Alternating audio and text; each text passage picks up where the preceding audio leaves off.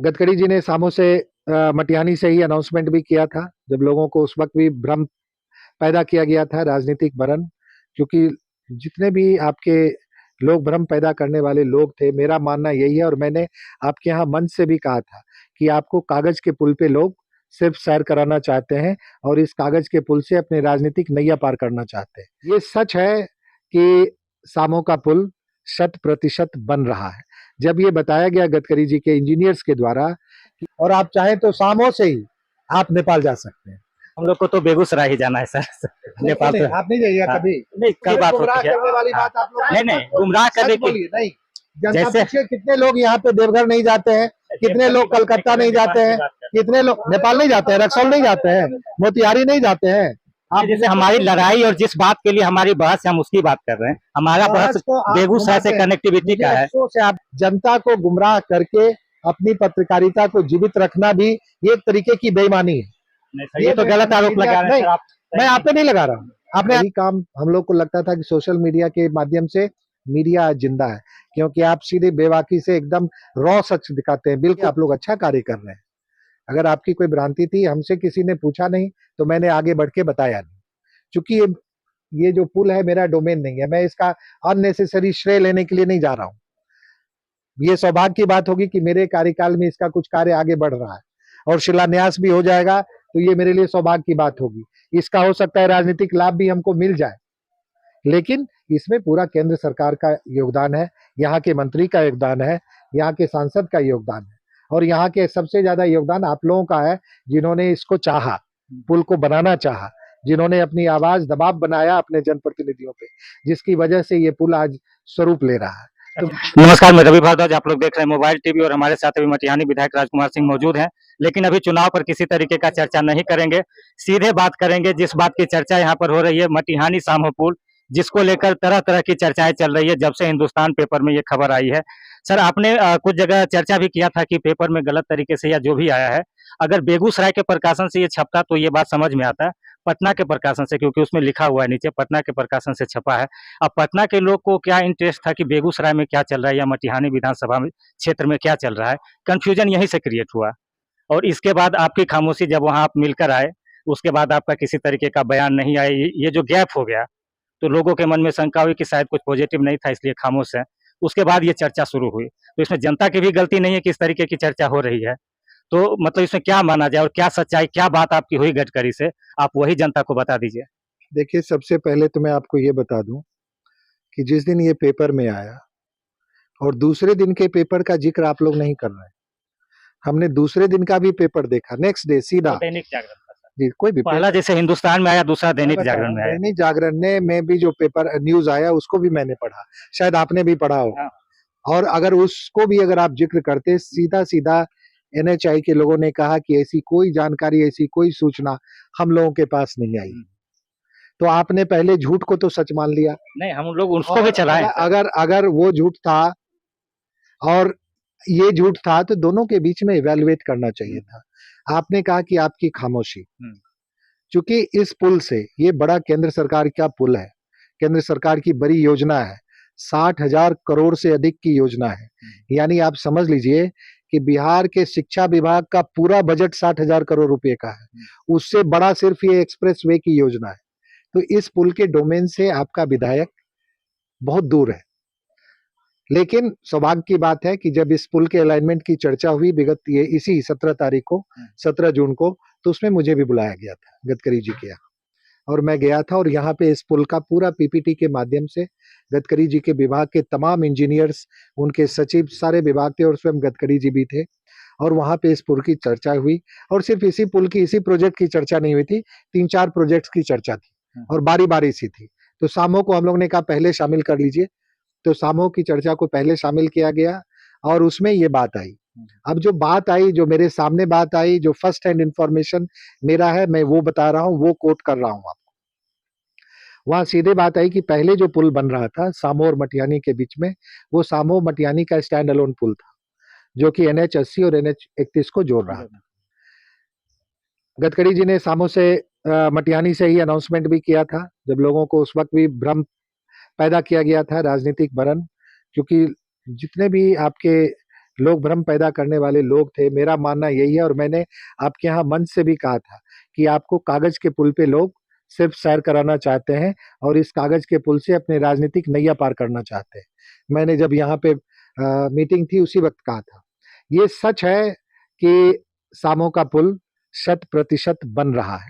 जब ये बताया गया गडकरी जी के इंजीनियर्स के द्वारा कि अब जो पहले आपका पुल था और इसको अब चूंकि एक्सप्रेसवे के अलाइनमेंट में ये आपका पुल लगभग 3.5-4 किलोमीटर से कम, जो हम लोग को बताया गया, ये ईस्टवर्ड शिफ्ट हो रहा है और ये कोई बड़ा चीज नहीं है। और 4 किलोमीटर की दूरी पर गंगा पे 2 पुल नहीं बनाया जा सकता है, ये सही बात है। कई कई तरह की टेक्निकल दिक्कतें आती हैं, तो इसको हम लोगों ने बना दिया, उससे अलाइन कर दिया। 6 लेन जो एक्सप्रेसवे है, अब ये 6 लेन ब्रिज होगा और एक्सप्रेसवे से मर्ज हो जाएगा, तो इसमें दिक्कत नहीं होनी चाहिए। मात्र 3-4 किलोमीटर की दूरी है। लेकिन आदरणीय सांसद जी ने भी कहा कि नहीं, क्योंकि आपने अनाउंस किया था ये पुल सामो और मटियानी के बीच में होगा, तो हम चाहते हैं कि ये पुल का स्वरूप ऐसा बने कि सामो और मटियानी के बीच हो। ये हमने भी कहा कि सर ये तो आसान काम है, अगर इस पर दे दिया जाए एक सामो में और एक मटियानी में, तो ये और विस्तृत हो जाएगा।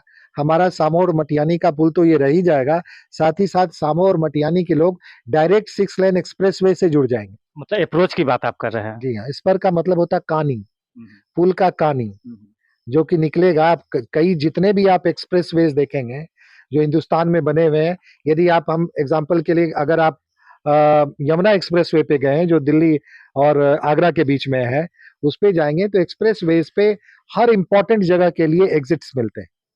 वहाँ मथुरा के लिए एग्जिट है, वहाँ अलीगढ़ के लिए एग्जिट है, दोनों इंपॉर्टेंट शहर है। तो ये एग्जिट हम लोगों ने कहा कि आप एक एग्जिट हमको इस स्पर के माध्यम से सामो में भी दे दीजिए और मटियानी में भी दे दीजिए, ताकि हम डायरेक्ट सामो से इस मटियानी जा। इसमें एक और शंका था कि 20 किलोमीटर, नहीं इसी बात पर 20 किलोमीटर का बाद में दूर करेंगे, पहले पूरी बात जान लीजिए। टेक्निकल बात हम टेक्निकल बात ही करेंगे सारी, और आपकी सारी शंका को दूर करेंगे। तो इस पर का तय हो गया वहां पे कि इस पर दे दिया जाए 2, और इन दोनों स्पर के माध्यम से सामो मटियानी की कनेक्टिविटी एज इट इज रहेगी। और साथ ही साथ हम न सिर्फ 2 राज्यों से जुड़ेंगे, कौन कौन 2 राज्य, झारखंड और बंगाल, बल्कि 2 देशों से भी जुड़ जाएंगे। सामो के लोग का एक्सेस झारखंड बंगाल के साथ साथ अब आप डायरेक्ट नेपाल से भी जुड़ रहे हैं। आप चाहें तो सामो से कलकत्ता जा सकते हैं, और आप चाहें तो सामो से ही आप नेपाल जा सकते हैं। तो हमको उनको भी, सबको, सबके लिए बेहतर चीज है ये। अब आप अपनी शंका दूर कीजिए। हम लोग को तो बेगूसराय ही जाना है सर, नेपाल। आप नहीं जाइएगा कभी? नहीं, कभी का बात नहीं, जनरल जैसे डेली का जो होता है उसकी बात होती है। नहीं, गुमराह करने की नहीं। जैसे कितने लोग यहाँ पे देवघर नहीं जाते हैं, कितने लोग कलकत्ता नहीं जाते हैं, कितने लोग नेपाल नहीं जाते हैं, रक्सौल नहीं जाते हैं, मोतिहारी नहीं जाते हैं। आप जैसे हमारी लड़ाई और जिस बात के लिए हमारी बहस है हम उसकी बात कर रहे हैं। हमारा बहस बेगूसराय से कनेक्टिविटी का है। से आप जैसे मीडिया वालों से कि आप पूरा तरह से आक्रमण कीजिए। नहीं, आप आक्रमण कीजिए, लेकिन पॉजिटिव कीजिए। पॉजिटिव ही तो कर रहे हैं, हम तो बेगूसराय की लड़ाई। गुमराह मत कीजिए। जनता को गुमराह करके अपनी पत्रकारिता को जीवित रखना भी ये एक तरीके की बेईमानी है। ये तो गलत आरोप लगा रहे हैं। मैं आप पे नहीं लगा रहा हूँ, आपने आरोप किया है, आपने ऐसा काम किया है। पेपर का बात किया हमने, हिंदुस्तान का और दोनों का दिखाया है सर। आप चैनल, आपने तो ऐसा किया नहीं है। आप मीडिया बोल देते तो मीडिया में जो कर रहे हैं उनकी बात कर रहा हूँ मैं। सब लोग गांधी जी थोड़े हैं मीडिया में। मीडिया के लोग एक से एक कर्म करते हुए भी पकड़े गए हैं ना। तो मीडिया तो बहुत अच्छी है। आप लोग, आपको बताए कि हमारे देश का मीडिया लोकतंत्र का चौथा स्तंभ है, और आज मीडिया की वजह से ही लोकतंत्र जिंदा है। अगर मीडिया नहीं होता तो लोकतंत्र नहीं जिंदा होता। आपके माध्यम से वो लोग भी आज बोल सकते हैं जिनकी आवाज को सुनने वाला कोई नहीं है। आप हर गली में जाके उनकी आवाज को सुना सकते हैं, हर एक की वेदना को आप बता सकते हैं। तो आपका रोल बहुत महत्वपूर्ण है। हम नेता लोग हैं और बाकी लोग हैं अपने इंटरेस्ट की बात कर लेते हैं, आप जन जन की बात करते हैं। इसलिए कहा कि हमसे ज्यादा जिम्मेदारी आपकी है। अगर कोई गलती हुई है, अगर कहीं कोई भ्रांति है, तो पहले भ्रम को दूर करके तब उस न्यूज को दिखाना, वो ज्यादा सही रहता है। और भ्रम में ही न्यूज को न्यूज बनाते रह गए तो जनता फिर गुमराह होती है। उनको फिर से आप जाके कहिएगा।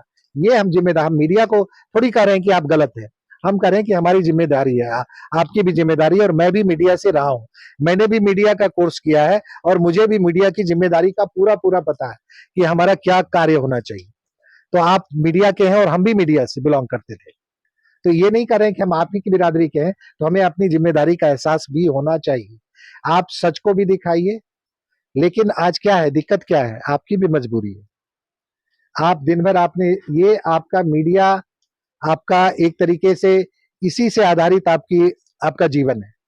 तो इस जीवन में जब तक कुछ होगा, रोमांच नहीं होगा। आजकल लोग रोमांच वाली चीज देखना चाहते हैं, सच बड़ा नीरस होता है। तो नीरस चीज को देखने में किसी को मजेदारी नहीं होती है। जब तक मीडिया में आजकल टीवी का बड़ा बड़ा न्यूज चैनल है, आप देखिए एक तरीके से फोटोशूट होता है वहां पर, और पूरा एडिट करके और पूरा एक फिल्म सा दिखाया जाता है। तो वही काम हम लोग को लगता था कि सोशल मीडिया के माध्यम से मीडिया आज जिंदा है, क्योंकि आप सीधे बेबाकी से एकदम रॉ सच दिखाते हैं, बिल्कुल नंगा सच को आप दिखाते हैं। तो वही काम होना चाहिए। आप लोग अच्छा कार्य कर रहे हैं। अगर आपकी कोई भ्रांति थी, हमसे किसी ने पूछा नहीं, तो मैंने आगे बढ़ के बताया नहीं। चूंकि ये जो पुल है मेरा डोमेन नहीं है, मैं इसका अननेसेसरी श्रेय लेने के लिए नहीं जा रहा हूं। ये सौभाग्य की बात होगी कि मेरे कार्यकाल में इसका कुछ कार्य आगे बढ़ रहा है और शिलान्यास भी हो जाएगा, तो ये मेरे लिए सौभाग्य की बात होगी। इसका हो सकता है राजनीतिक लाभ भी हमको मिल जाए, लेकिन इसमें पूरा केंद्र सरकार का योगदान है, यहाँ के मंत्री का योगदान है, यहाँ के सांसद का योगदान है, और यहाँ के सबसे ज्यादा योगदान आप लोगों का है, जिन्होंने इसको चाहा, पुल को बनाना चाहा, जिन्होंने अपनी आवाज दबाव बनाया अपने जनप्रतिनिधियों पे, जिसकी वजह से ये पुल आज स्वरूप ले रहा है। अच्छा, इसी से एक और रिलेटेड सवाल, ये पुल जैसे 2022 से 2025 तक कंप्लीट होना था, तो हाँ क्या ये कुछ जानकारी मिली कि किन वजहों से ये डिले हुआ था? वही मैं बता रहा हूँ, ये इम्पोर्टेंट सवाल आपने पूछा है। ये पूरा का पूरा एक्सप्रेसवे, अब चूंकि ये एक्सप्रेसवे का पार्ट हो गया, तो ये पूरा 720 किलोमीटर का, लगभग 719 किलोमीटर का ये एक्सप्रेसवे है, रक्सौल हल्दिया, और ये पूरा ग्रीनफील्ड एक्सप्रेसवे प्रपोज किया गया था। बिहार में, झारखंड में ये पूरा ग्रीनफील्ड हो गया, लेकिन बंगाल की सरकार ने वहां जमीन देने से मना कर दिया। केंद्र की सरकार ने बार बार प्रयास किया कि भाई वहां भी ये ग्रीनफील्ड में ही बने, लेकिन बंगाल की सरकार ने जब बिल्कुल मना कर दिया, तब बंगाल में एग्जिस्टिंग रोड पर ही, जो रोड था उससे इसको मर्ज किया गया। बंगाल में ये एक्सप्रेसवे ब्राउन फील्ड में जा रहा है, और बिहार और झारखंड में ये पूरी तरह से ग्रीन फील्ड में है। इसी वजह से इस पुल के अलाइनमेंट में, इस पुल की योजना को पूरी तरह से मुकम्मल करने में थोड़ा विलंब हुआ है, और विलंब का कोई कारण नहीं है।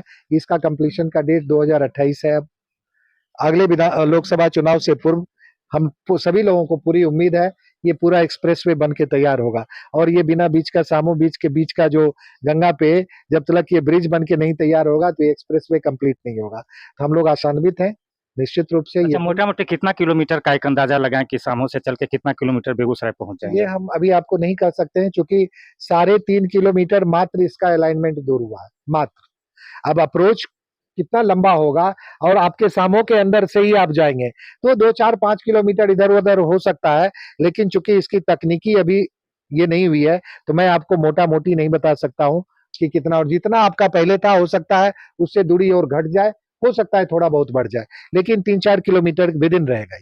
नहीं, ये सवाल इसलिए किया था कि अगर 40 किलोमीटर प्लस हो जाता है, तो 50 किलोमीटर इधर बरहिया से हम लोग पहुंच जाते हैं। ये मतलब बता रहे हैं कि अगर ऐसा कुछ होता है, इसलिए ये सवाल कर रहे हैं। फिर आप भ्रम में लोगों को डालिएगा।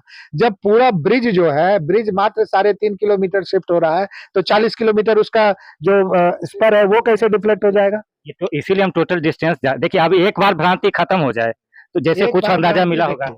एक बार भ्रांति तब खत्म होगी, एक बार जब डीपीआर की टीम भी आपके साथ में बैठेगी, जब डीपीआर फाइनल हो जाएगा, डीपीआर यानी ड्राफ्ट प्रोजेक्ट रिपोर्ट, उसमें पूरा अलाइनमेंट होगा, और डीपीआर की टीम भी आप लोग के साथ में बैठेगी, और वो आपके एक एक सवाल का जवाब आपको देगी कि कितना किलोमीटर हमको सामो से अब मटिहानी जाने का डिस्टेंस, इस पुल के माध्यम से वो दूरी कितनी होगी, और सामो से हमको देवघर की दूरी कितनी होगी, सामो से कलकत्ते की कितनी दूरी होगी, सामो से रक्सौल की कितनी दूरी होगी। ये सारा चीज आपको डीपीआर की टीम, जब डीपीआर फाइनल हो जाएगा, मुझे उम्मीद है कि अगस्त एंड तक इसका डीपीआर फाइनल हो जाना चाहिए, जैसी जानकारी अभी तक हम लोग को है।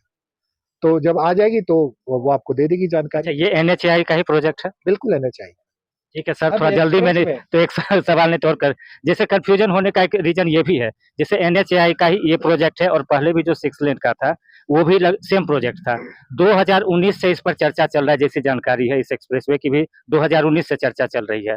चर्चा चल रही है 21 में आके उसके बारे में ड्राफ्टिंग या जो हुआ था 21 में ये स्वीकृत हुआ एक्सप्रेस वे, और चर्चा शुरू हुई थी 2019 में। चर्चा तो हर चीज की रहती है, लेकिन 21 में ही आके ये स्वीकृत हुआ। नहीं, तो मेरा सवाल ये है कि पैरेलली ही जो हमारा जो पुल का बात चल रहा था, एक ही विभाग एनएचएआई इस पर भी काम कर रहा था और एनएचएआई इस एक्सप्रेसवे पर भी काम कर रहा था। उसको पता था कि ये अगल बगल से क्रॉस करना है और सामो मटिहानी पुल बनना है, तो उसी समय एक ही बात क्यों नहीं की गई? एक्सप्रेसवे की बात तो अभी आके, मैंने आपको अभी कहा कि पहले सामो मटिहानी का हम लोग का वो पाइपलाइन में था, और जब कोई प्रोजेक्ट एक्सेप्ट हो जाता है तब आया ना कि इसी के मात्र 4 किलोमीटर की दूरी से वो अलाइनमेंट हो रहा है, और 4 किलोमीटर की दूरी पे 2 ब्रिज नहीं हो सकता, वो संभव नहीं है, और वो किसी भी तरीके से फिजिबल भी नहीं है, तो इसको मर्ज किया गया।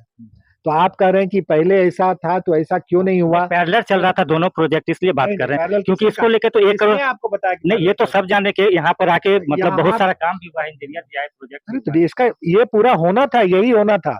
वो जब तक एक्सप्रेसवे का अनाउंसमेंट नहीं हुआ था, स्वीकृति नहीं हुई थी, यदि अगर 2-4-6 महीने ये नहीं हुआ होता, 2-4 महीने भी नहीं हुआ होता, तो निश्चित रूप से इस पे काम अभी भूमि अधिग्रहण हो गया रहता है इसका। ये तो अंतिम स्टेज में था, भूमि अधिग्रहण के स्टेज में था, लेकिन जब आ गया तो ये दोनों ही केंद्र सरकार की योजना है, दोनों ही एनएचआई कर रही है। वही सवाल हम भी दोनों ही एनएचआई कर रही है। हाँ, तो कर रही है, तो जब एक चीज से बड़ी चीज आ गई तो उसमें मर्ज तो किया ही जाता है, ये कोई बड़ी बात नहीं है, ये कोई मुद्दा विषय होना नहीं चाहिए, क्योंकि अब बड़े प्रोजेक्ट का हम पार्ट हो गए। पहले हम एक स्टैंड अलोन छोटा प्रोजेक्ट थे, अब हम एक बड़ा प्रोजेक्ट का पार्ट हो गए। पहले 4400 करोड़ का ये प्रोजेक्ट, अब हम 60,000 करोड़ के प्रोजेक्ट का पार्ट हो गए। तो ये तो बड़ी बात है, इसमें कोई इधर उधर की बात नहीं है कि ये योजना पहले चल रही थी, पैरेलल चल रही थी, तो जो योजना आगे हो गई उस योजना से इसको मर्ज कर दिया गया। मेरी इतनी ही समझ है, जो समझ में जो वहां पे मिली उसके अनुसार मैं बोल रहा हूँ, इसमें मेरी तरफ से कुछ भी नहीं है। जो वहां बताया गया उसमें, जो वहां पे हमने सुना, जो वहां पे बताया गया वही है, और यही सच है, इतना मैं कह सकता हूं, क्योंकि ये नेताओं के बीच की वार्ता नहीं थी, पूरे विभाग के जितने टेक्निकल एक्सपर्ट्स थे उनके बीच में, और एक प्रोजेक्ट का डिस्कशन नहीं था, कई बड़े बड़े प्रोजेक्ट के डिस्कशन थे। तो इसलिए हम मानते हैं कि ये बात वही है, सामो का पुल सामो मटिहानी के बीच से भी गुजरेगा, बीच से ही गुजरेगा, और था उसका और विस्तृत स्वरूप होगा, इतनी मेरी जानकारी। अच्छा, एक राजनीतिक सवाल लास्ट कर लेते हैं। पहले विकास की बात कर हाँ। लीजिए। आप विकास की बात नहीं, ये विकास से जुड़ा, आप लोग हाँ, बोल हाँ। आपसे मुझे बड़ी उम्मीद थी कि आप ये भी बताएंगे, कैलकुलेट करेंगे जरा 2021 से लेके 2025 तक सामो प्रखंड को क्या मिला। मैं सुन रहा था, एक जगह कुछ लोग बैठे थे, उसी चबूतरे पे बैठे थे जो बिहार सरकार की योजना ही, विधायक द्वारा निर्मित योजना से वो चबूतरा बना था, विधायक ने अपने घर से नहीं बनाया था, और वहां से कुछ लोग बोल रहे थे कि कुछ होबे नहीं किया। तो आपने उनको ने आपकी जानकारी में सब है, सिर्फ सामो प्रखंड को 100 करोड़ से अधिक की योजना आज तक में स्वीकृत है, और वो दिया जा चुका है। ऐसा नहीं है कि स्वीकार हो गया है, सबका टेंडर हो गया है, सब निर्माण हो चुका है, निर्माणाधीन है, लेकिन इस चीज को आपने नहीं देखा है, चाहे वो शिक्षा का क्षेत्र हो, स्वास्थ्य का क्षेत्र हो, अथवा सड़क का क्षेत्र हो। नहीं सर, चैनल आप मेरा नहीं शायद देखते, छोटा चैनल है इसलिए हो सकता है। देते ना, बोलने वाले को जरा सा बता दिया कीजिए ना कि भाई सामो को 4-5 साल में 100 करोड़ रुपया एक प्रखंड को मिलता है। जरा इसके पूर्व के सालों को भी देख लेते, जरा 15 सालों, मैं नहीं जानता हूँ क्या मिला। अभी आप और अगर इसको कैलकुलेट कीजिएगा, हम कैलकुलेट कर रहे थे अभी, यदि मेरा कार्यकाल पूरे 5 साल का अगर है, मैं मान लेता हूँ, तो 1825 दिन हुए 365 दिन के हिसाब से, और 100 करोड़ ये भी मानते हैं, तो 5.5 लाख रुपए पर डे बिहार की सरकार ने सामो के विकास के लिए दिया है। वो शिक्षा के लिए भी दिया है, वो स्वास्थ्य के लिए भी दिया है, और आज आपकी तमाम सड़कें बनकर तैयार है, अथवा सबका टेंडर हो गया है। कभी सोच में नहीं था कि सामो की सारी सड़कें बन जाएगी। ये जो आपका 10 किलोमीटर का सड़क बना है, 80 लाख का सड़क का मात्र योजना था जब हम बन के आए थे। आपके पूर्व वाले करवाए होंगे, जो भी पूर्व के थे, 80 लाख में 10 किलोमीटर में हीरा रोटी झामा भर दीजिए, उसको हमने कैंसिल करवाया, और 10 करोड़ रुपए का फ्रेश सड़क का योजना दिलवाया, और आज 13 करोड़ का पुल का भी टेंडर हो चुका है उसी में। यानी एक रोड आपका 24 करोड़ का, 25 करोड़ का जी, और ये सब चीज हो चुका है। ये नहीं है कि ये प्रस्ताव में है, सब का टेंडर हो चुका है, संवेदक साथ में बैठे हुए हैं, मतलब तो मैं कह रहा हूँ ये संवेदक नहीं है, लेकिन अरे हम सब लोग जिसको जानेंगे वही ना जानेंगे।